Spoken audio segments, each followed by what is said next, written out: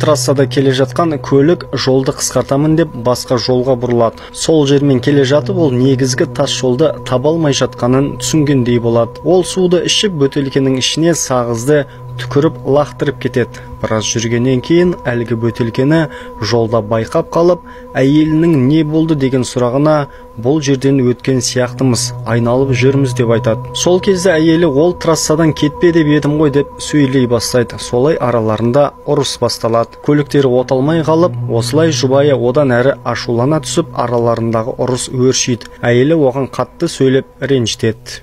Неудачник. Чего? Неудачник. Ты опять начинаешь? Неудачник.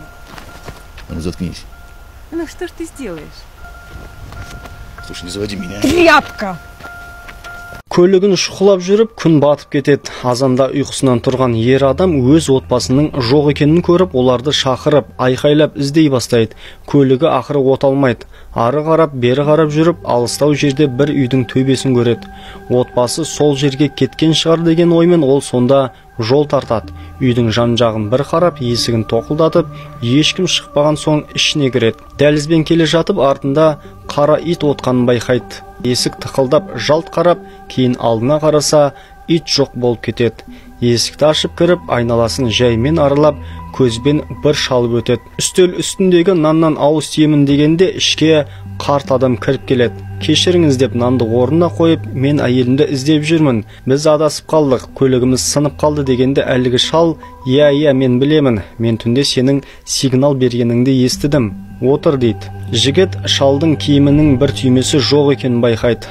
Біз сені күттік деп айтады. Таңырқаған жігіт, кім ол біз дегенде артынан бір қыз кіріп келеді. Әйел мен баланы көрмедіңіздер ме деген жігітке ешкімді көрмедік дейді. Трасса алыстығын, қай жерден қоңырау шалуға болатындығын сұраған жігітке бұл жерде қыстақтар мен ескі мазардан басқа ештеңе жоқ, жаяу шыға алмайсың дейді шал. Кейін жігіт қайта көлігіне келіп, жан-жағына қарап, машинасының астына қарап, жолды өзі іздеп көрмек болады. Келе жатып, ол қара итті тағы да байқап қалады. Таңырқаған жігіт артынан бір қарап, ары қарай жолды іздеп кетеді. Осылай іздеп келе жатып, ол қайта өз көлігіне айналып келгенін көреді. Ал көліктің ішінде қыздың отқанын көріп, бұл жерде не істеп отырсың, ішіне қалай кірдің деп сұрайды.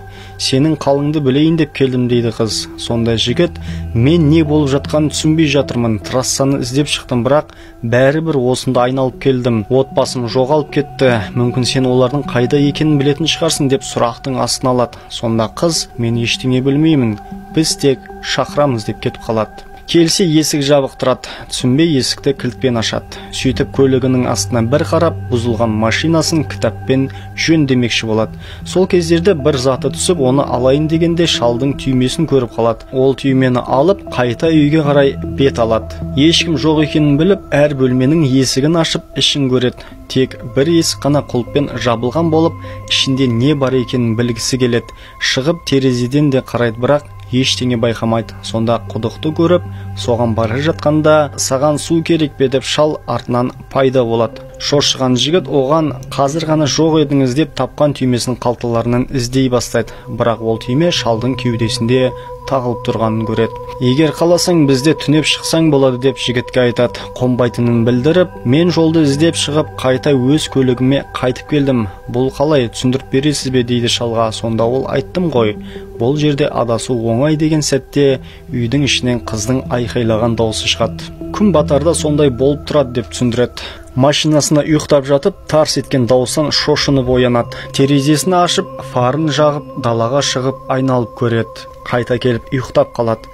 Сонда тағы тарс еткен дауыстан оянып, фарларын жағып өшіріп жатқанда, әйелі мен баласының кетіп бара жатқанын көріп, арттарынан жүгіреді. Бірақ олар жоқ болып кетеді.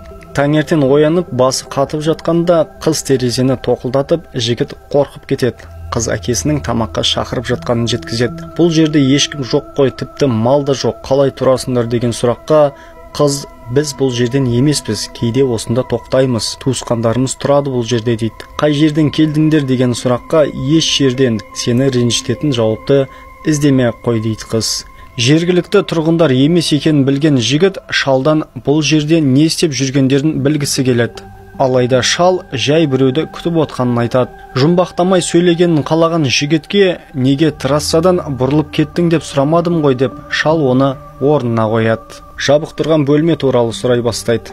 Ол жерде қызының ұстамасы ұстап қалғанда жауып қоямын деп түсіндіреді. Бірақ қызым жаман емес, жақсы әйел болады деп мысқылдап жігітке қарап айтады. Түсінбеген жігіт, кешіріңіз деп шығайын дегенде шал не көмек керек деп үн қатады. Жолды көрсетіп жіберуін өтінеді. Тырысып көрейін деп келіскен қария дөңгелектерін үйге кіргізіп қоюын қалайды. Неге десе, жай бір жағдайлар болып қалса тағы дейді қарт кісі. Жігіт екі дөңгелегін шешіп, жан ұясына хат қалдырып кетеді. Дөңгелектерді үйге кіргізіп, жабық бөлменің сыртынан тыңдамақшы болғанда, қария мен қыз оны күтіп тұрады. Жолға шығады. Егер жолды тапса, ертең машинасын алып кететінін, жақсы ақша төлейтінін айтады. Шал әйелмен баласы туралы сұрағанда, әйелмен ұрсып қалып, таңға жуық олар кетіп қалды. Жолай көлікке отырып, үйге кеткен шығар деп ойлайды. Осылай ұзақ жүріп келіп, шал оны осында бұрын трасса болған деп бір жар тасқа алып келеді. Бұған ашуланған жігіт шалға өз наразылығын білдіреді. Жолды таппай, шаршап шалдығып көлігіне жетеді. Суын ішіп, хаттың жоғалғанын көреді. Әрі-бері іздеп таппаған соң үйге қарай келеді. Олар осында ма деп әр бөлмені ашып көреді. Олар келді деп неге ойладың десе, хат қалдырған және оның жоқ екенін айтады. Ол хатты не олар, не сендер алдыңдар деп шалға айтады. Сонда өзіңді бұл тізімнен алып тастадың ба дейді шал.